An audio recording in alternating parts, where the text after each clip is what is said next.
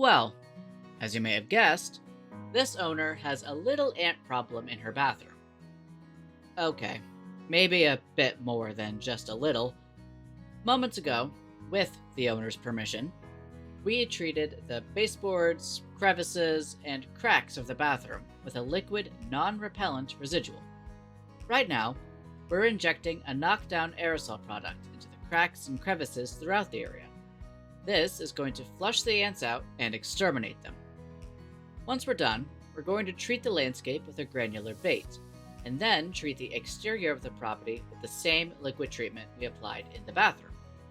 Worker ants will bring these treatments back to their nest and transfer the treatments throughout their colony by feeding one another, grooming one another, as well as eating their own dead. A short while later, the ant colony will be neutralized.